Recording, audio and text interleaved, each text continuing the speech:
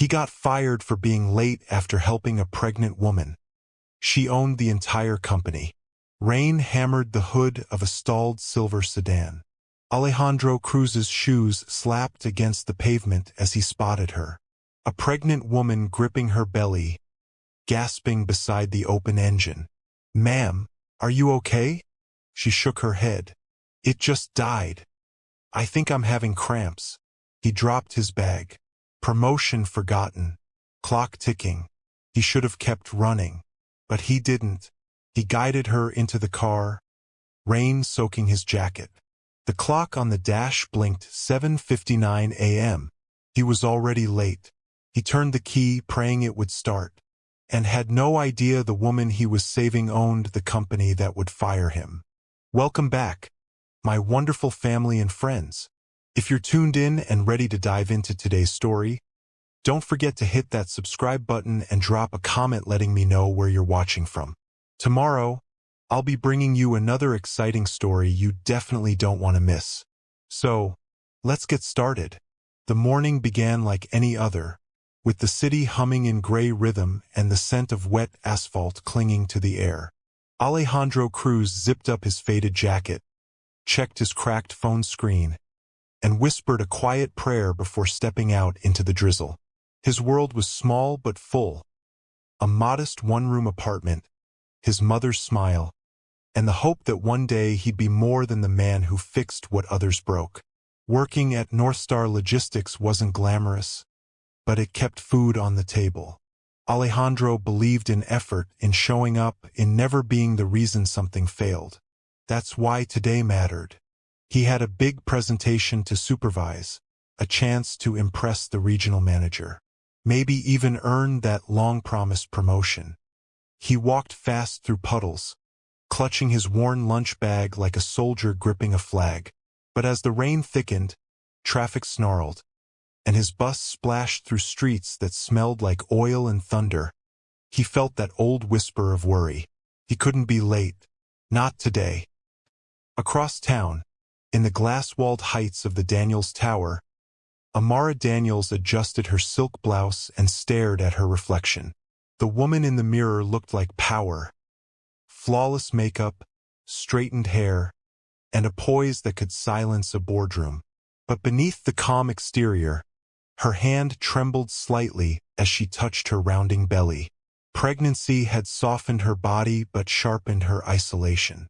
The board had smiled politely when she announced it, but behind the smiles lay whispers. She'll step back soon. She's losing focus. The company needs strength, not sentiment. Strength.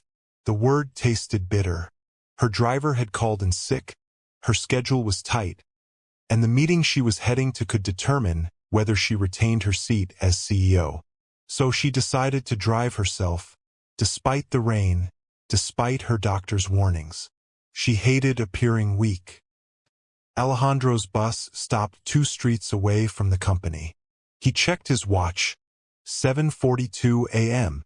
He had exactly 18 minutes. Enough time if he ran. But fate often laughs at precision. As he turned a corner near the highway ramp, a silver sedan sat parked awkwardly, hazard lights blinking. He almost ignored it until he saw her. A pregnant woman, struggling with her car hood, her hands trembling. The rain had turned heavier now, drenching her coat and hair. "Ma'am, are you okay?" he called out.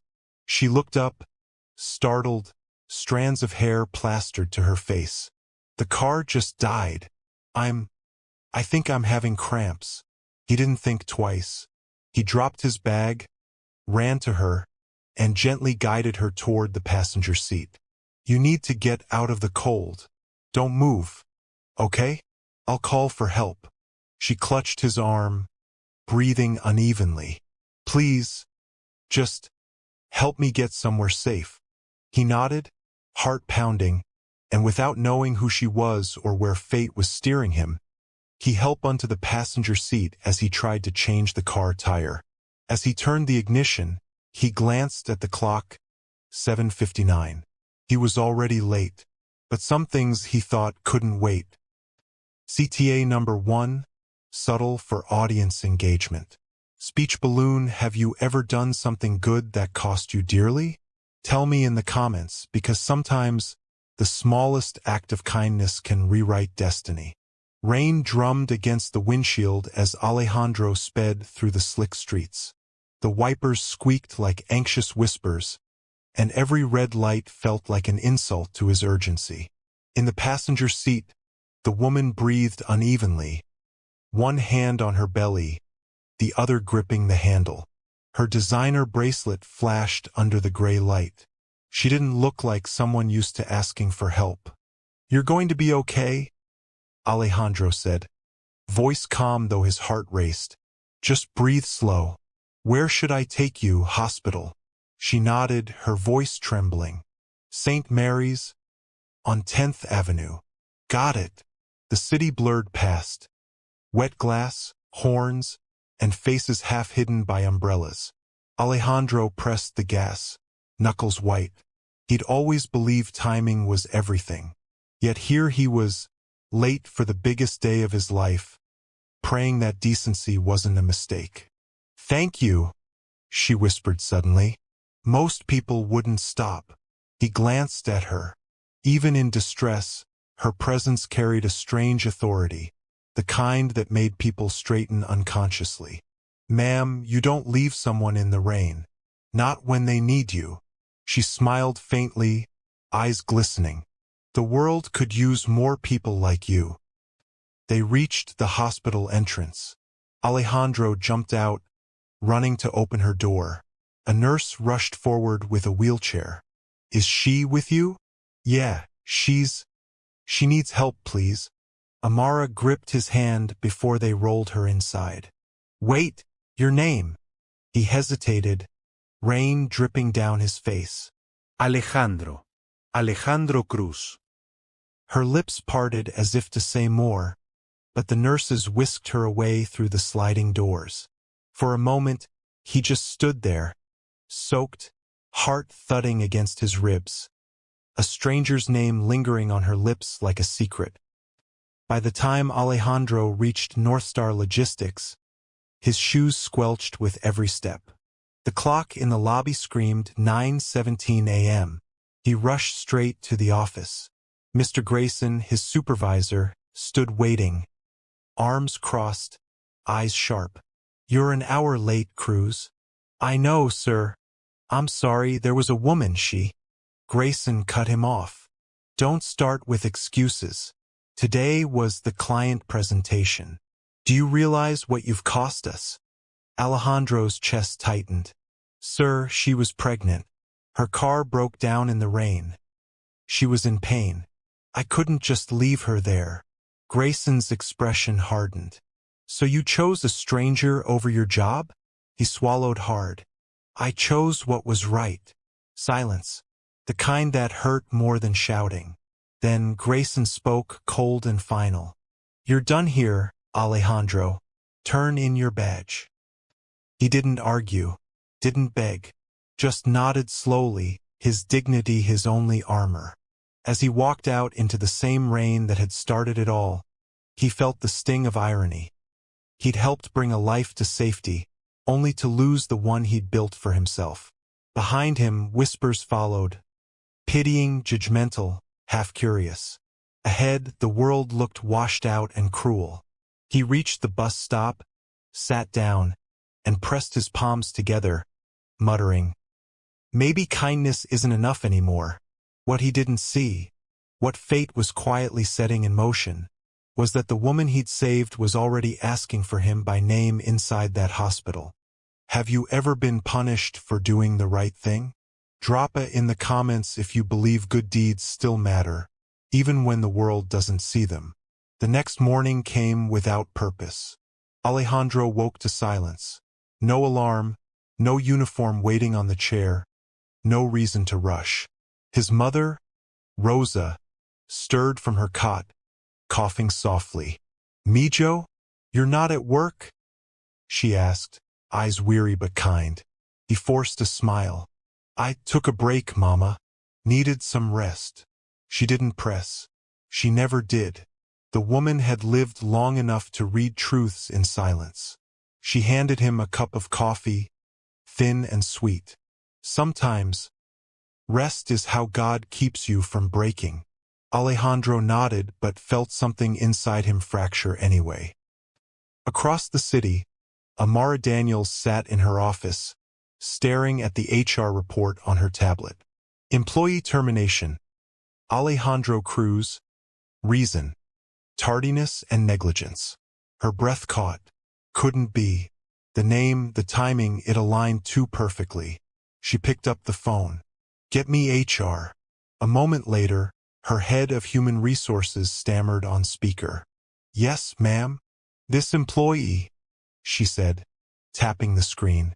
Why was he fired? He missed an important meeting.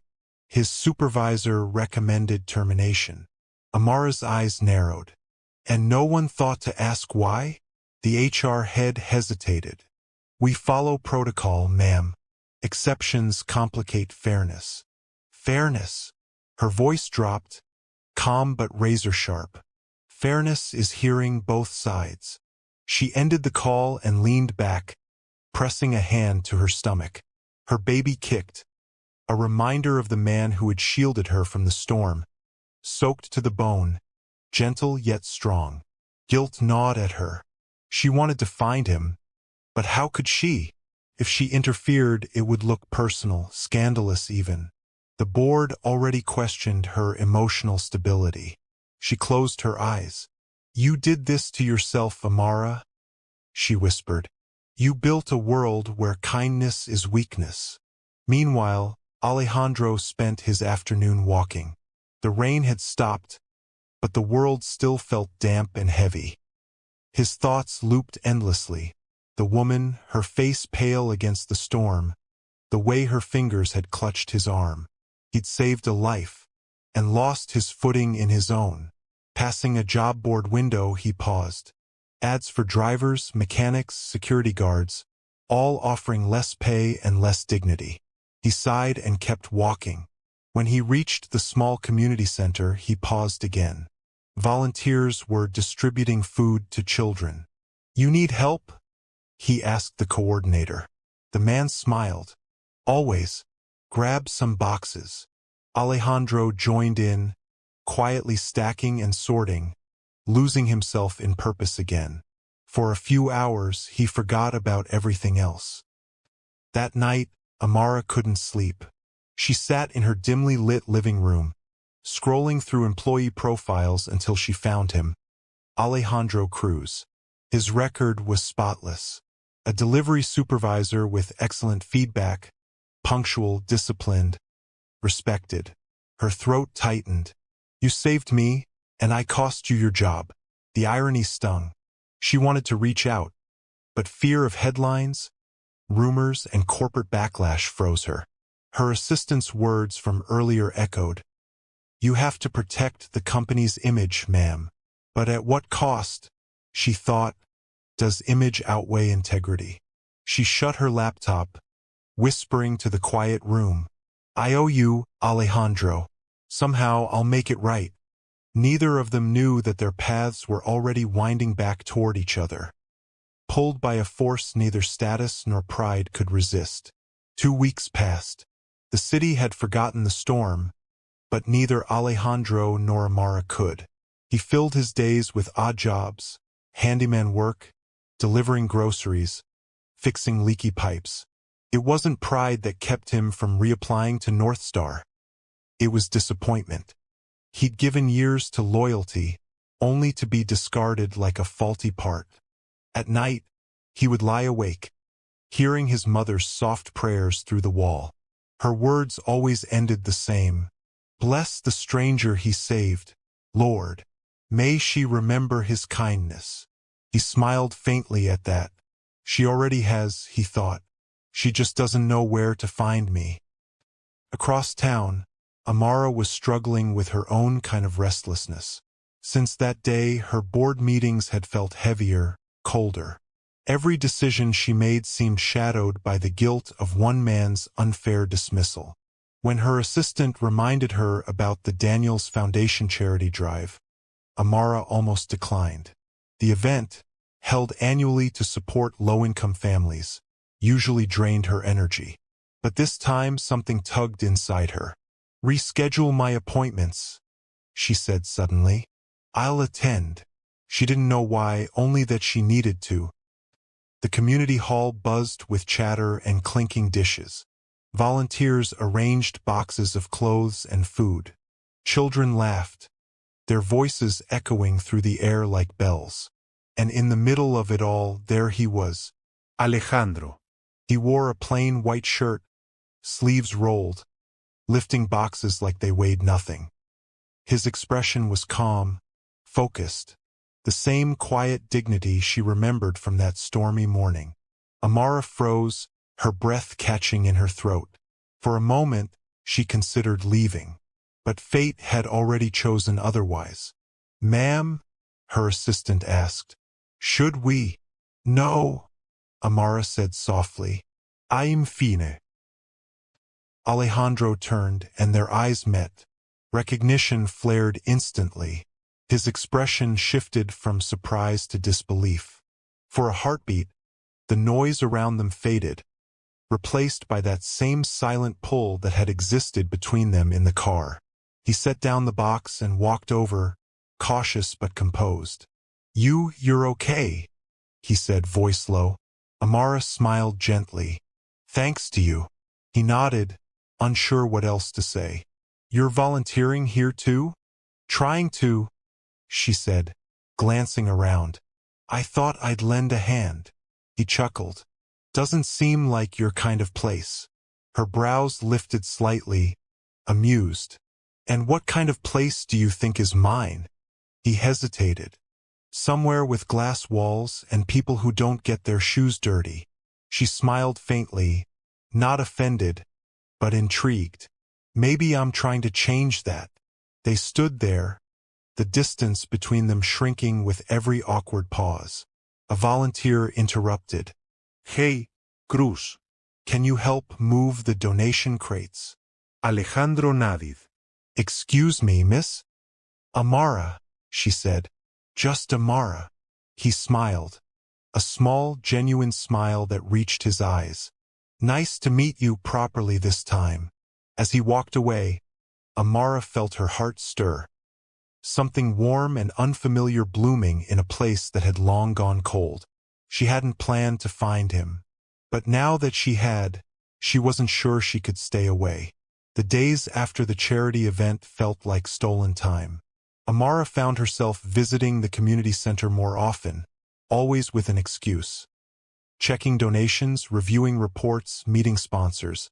But the truth was simpler. She wanted to see him. Each time she arrived, Alejandro was there. Sleeves rolled up, hands busy, heart open. He never asked why she kept coming. He just smiled, that quiet, unassuming smile that made her feel human again. One evening, as the sky faded from orange to violet, she lingered by the storage area while he packed leftover supplies. "You really don't rest, do you?" she asked lightly. He shrugged. "When life keeps moving, you either run with it or get left behind." Something in his tone made her pause. "You've been through a lot, haven't you?" He smiled faintly. "Who hasn't?" But she pressed gently. "Tell me." Alejandro set down a box, leaning against the wall. His eyes softened, distant. "I was raised by my mother. My father left when I was 10. Said he'd come back when he found success." He laughed quietly, bitterly. "Guess success didn't include us." Amara's chest tightened. "I started working early, first in a garage, then delivery. It wasn't glamorous, but it kept us alive." He hesitated. "That job at North Star? It wasn't just work. It was stability. A promise that maybe, someday, I could give her more." He looked at her then, his gaze raw but steady. "I never thought helping someone for 10 minutes could erase 10 years of loyalty." She froze, shame burning through her. He didn't know. He had no idea that she was behind that company's towering logo. Her lips parted, but no sound came. The truth trembled on the edge of her tongue. Then fear caught it. "People can be unfair," she said softly. "But sometimes, the universe has a way of fixing its own mistakes." He smiled faintly. "You really believe that?" "I want to," she whispered. Later that night, Amara returned home, her reflection in the mirror looking almost like a stranger. The secret gnawed at her. She had the power to give him his job back, his dignity, his future, but how could she tell him without losing his trust? She pressed a hand against her belly, feeling the baby move. "What if he never forgives me?" she murmured. Her thoughts drifted back to the night she first met him. The rain, the fear, the way he had wrapped his jacket around her shoulders. No agenda, no expectation, just compassion. That kind of heart deserved honesty. She opened her laptop and drafted an email to HR. "Reinstate Alejandro Cruz immediately. Effective tomorrow. Position upgraded. No disclosure of executive involvement." Then she added a note for herself. "Tomorrow, tell him the truth." But when morning came, fear overpowered courage once again. At the community center, Alejandro greeted her with his usual warmth. "You're early," he said. She smiled, masking the war inside her. "I didn't want to miss the sunrise." He laughed. "You talk like someone who's seen too many sunsets." She looked at him then, really looked, and thought, maybe I've been waiting for someone like you to remind me how to start again. But destiny, as always, wasn't done testing them. Because just as she opened her mouth to speak, her phone buzzed, and the expression that crossed her face made Alejandro's heart still. He didn't know it yet, but that call would unravel everything they were trying to rebuild. The phone call left Amara pale. Her assistant's voice echoed in her head. "Ma'am, the board's asking about the reinstatement order. They want to know why you personally overrode HR." Alejandro noticed the tension on her face. "Is everything okay?" he asked, frowning. She forced a smile, clutching her phone. "It's fine. Just company stuff." "Company stuff," he repeated softly. "You say that like it's a burden." She hesitated, then sighed. "Sometimes it is." They sat outside afterward, on a low concrete ledge overlooking the playground where children laughed. The late afternoon sun turned everything gold. Alejandro broke the silence first. "I used to think success meant peace, but the closer I got, the lonelier it felt." She glanced at him. "You don't strike me as someone who gives up easily." He chuckled. "Giving up? No. But sometimes I wonder if I've been running in circles, chasing stability while forgetting to actually live." Amara nodded slowly. "I know that feeling." He tilted his head. "You do." She smiled sadly. "More than you think." Their eyes held. An unspoken recognition of two people fighting different battles under the same sky. To lighten the mood, Alejandro teased, "So, mysterious woman with company problems? What's your story?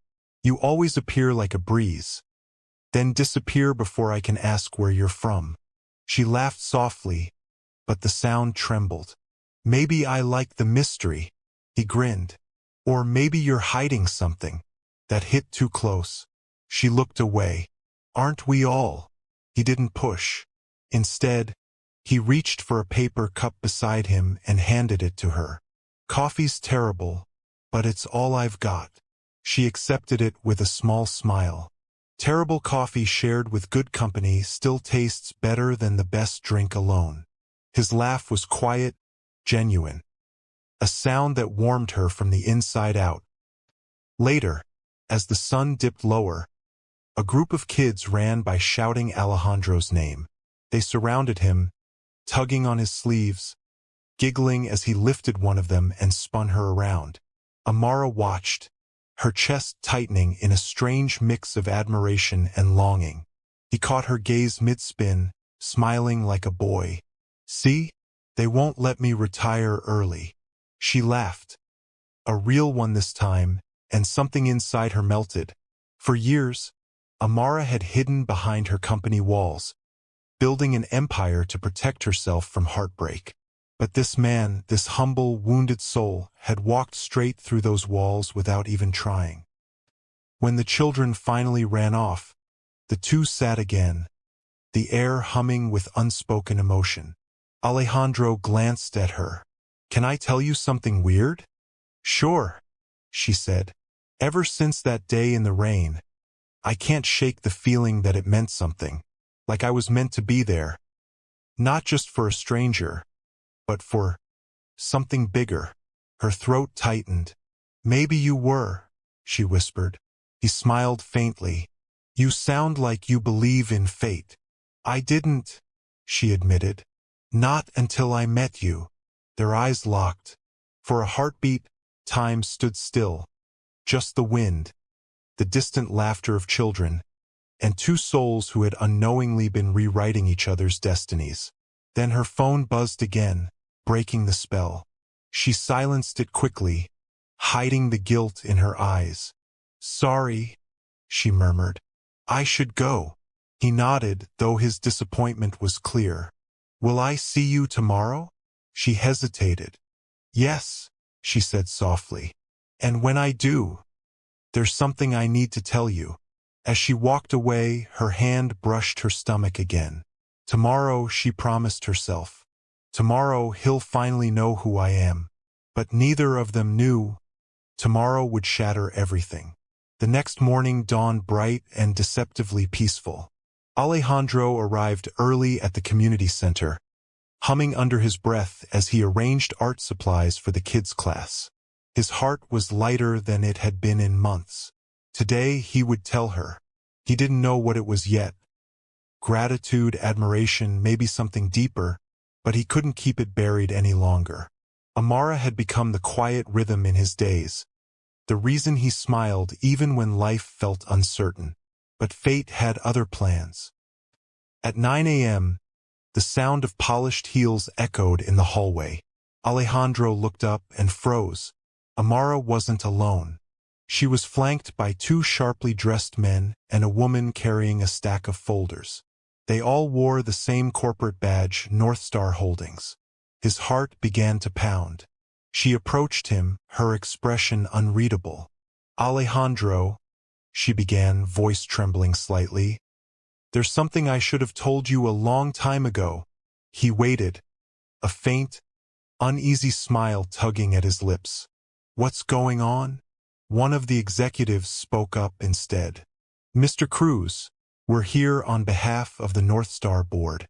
This is Amara Daniels, the company's CEO." The world tilted. For a moment, all he could do was stare at her immaculate suit, at the confidence in her stance, at the truth he never saw coming. She owned the company that had fired him, the company that had taken everything he worked for. Amara stepped closer, eyes glistening. "Alejandro, please. Let me explain." "Explain." His voice was a low, wounded growl. "You knew. All this time you knew who I was.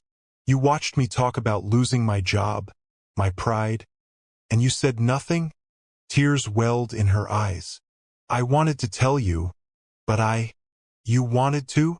He laughed bitterly. "You watched me struggle. You let me thank you for things I thought were accidents when you were pulling the strings the whole time." The executives shifted uncomfortably. Amara glanced at them, then back at him. "Can we talk privately, please?" Alejandro shook his head, eyes blazing. No. "Not anymore. I don't even know who you are." Her composure cracked. "I'm someone who made a mistake, but I meant every word, every moment with you." He stared at her for a long second, then quietly said, "I believed you were real, Amara. Turns out, you were just another boss playing God." He turned and walked out before she could speak again.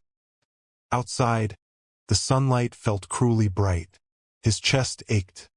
Not from anger anymore, but from betrayal. He'd trusted her. He'd finally let someone in, and she'd been the face behind his greatest loss all along. Inside, Amara stood frozen as her assistants hovered, unsure what to do. Her knees trembled, and she sank into a chair. Tears blurred her vision.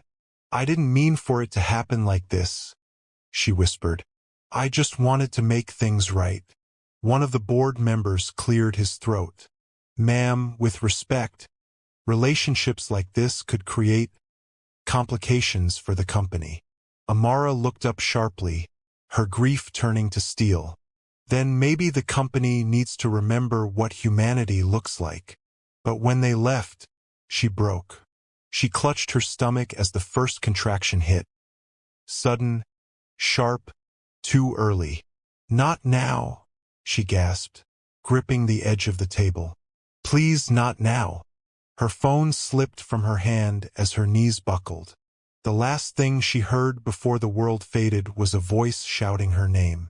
The call came while Alejandro was halfway across town, sitting on a park bench with his head in his hands.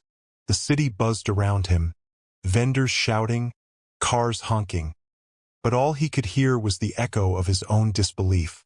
His phone vibrated. He ignored it. Then it rang again. This time, the voice on the other end was trembling. "Mr. Cruz? This is Clara from North Star. It's Amara. She's in the hospital. Premature labor. They're not sure she or the baby will make it." The world went still. He stood, heart hammering. What hospital? St. Mary's. He didn't think, he ran. By the time Alejandro arrived, his shirt clung to his chest, his breath ragged. The sterile smell of antiseptic filled his lungs as he stumbled to the reception desk. "Amara Daniels," he gasped. "Please tell me she's in surgery," the nurse said softly. "Emergency C-section. Please have a seat." He sank into a chair, hands trembling. The images came fast and sharp. Her smile, her laughter with the kids, the way she'd held her belly protectively when she thought no one was looking. He'd been angry, but not like this. Not this hollow, aching kind of pain that made breathing feel like punishment. "She lied to me, but she also helped me, gave me back my job, gave me hope." His mind warred with itself. He remembered his mother's voice, the one that had taught him compassion long before life made him bitter. "Son, you don't measure love by perfection. You measure it by the heart that tries to do right, even when it's wrong." And suddenly, all the anger melted into fear. Fear of losing her before he could say what truly mattered. Hours blurred. The red surgery in progress light above the door felt eternal. When it finally went off, Alejandro stood before the nurse even called his name. "The baby is stable," she said gently, "and Miss Daniels is asking for you." He froze. "Me?" The nurse smiled. "Yes, you're the only one she's asked for." In the dim hospital room, Amara looked fragile. Tubes, monitors, exhaustion etched into her skin. Yet when she saw him, she smiled weakly. "You came," she whispered. Alejandro moved closer, his throat thick. "I almost didn't deserve to." She tried to laugh but winced instead. "You're angry. You should be." "I was." He sat beside her bed, eyes glistening. "But anger doesn't matter now." She swallowed hard, tears slipping down her temples. "I didn't mean to lie, Alejandro. I wanted to tell you, but I was afraid you'd only see the CEO. Not the woman who—" She hesitated. "Who needed you." He reached for her hand. "You helped me when no one else would. You gave me my job back. But more than that, you made me believe kindness still matters." Her lips trembled. "After everything I did?" He nodded. "Especially after that." She smiled faintly. "Then there's something I want to ask." He leaned closer. "Anything." Her fingers brushed his cheek. "Don't leave after this. Not again. I don't care about titles or mistakes. I just want peace. And maybe love. Alejandro's heart clenched. He kissed her hand softly. You already have both. Outside the window, the city lights shimmered like 1,000 tiny hopes reborn. In that moment, Alejandro realized forgiveness wasn't weakness. It was freedom. He looked down at her, whispering, You changed my life twice, Amara. Once when I lost everything, and again when I found you. She smiled through tears.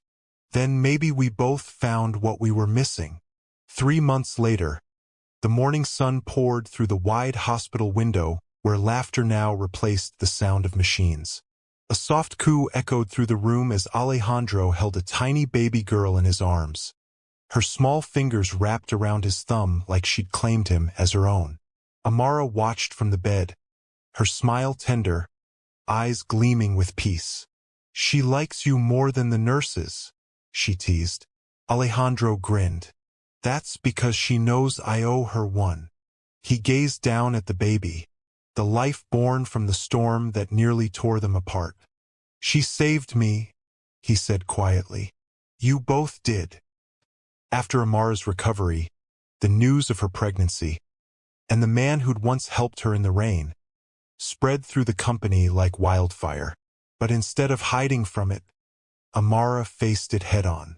She returned to the boardroom not as the untouchable CEO, but as a leader who knew what humility looked like. The first order she gave upon her return: North Star will begin a compassion policy for every worker, every mother, every person who chooses kindness over convenience. No one gets punished for being human. The boardroom fell silent, but no one dared challenge her. And when she left that day, Alejandro was waiting by the car, holding 2 cups of coffee. One for the boss, he said, and one for the woman who made me believe in second chances. She smiled, slipping her hand into his. Funny. I thought you were the one who taught me that. They began spending more time together, not as CEO and employee, but as 2 people learning to heal. Sometimes it was quiet dinners in Amara's penthouse, other times long walks with the baby stroller down by the waterfront. One evening, as twilight painted the sky in rose and gold, Alejandro stopped and looked at her.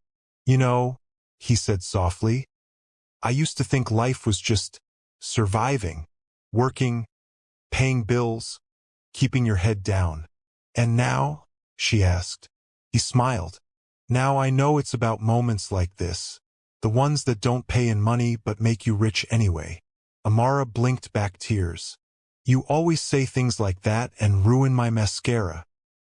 He laughed, reaching to wipe a smudge from her cheek. Then it's worth it. Weeks later, the community center hosted a celebration. A new wing funded by North Star, dedicated to everyday heroes who put kindness before self. Above the entrance, a plaque gleamed under the light. For those who choose compassion, even when it costs them everything. As the ribbon was cut, Amara stood beside Alejandro, holding their daughter between them. The crowd erupted in applause. He leaned closer and whispered, Remember that day in the rain? She nodded, smiling through tears. How could I forget? You said you didn't believe in fate, he murmured. Still think that? She met his gaze, her voice a whisper of joy. I believe in you. That night, as they stood under the same soft rain that once brought them together, Alejandro draped his old jacket, the same one he'd wrapped around her that fateful morning, over her shoulders again. Full circle, she whispered. Maybe not, he said, his hand finding hers. Maybe it's just the beginning. And somewhere between the rhythm of the rain and the heartbeat of their newborn daughter, the world finally felt right again. 'Cause sometimes, love doesn't arrive when you're ready, it finds you when you're kind. Thank you so much for watching my story all the way to the end. Your support means everything. Don't forget to subscribe to my channel and drop a comment below. I'd love to hear your thoughts.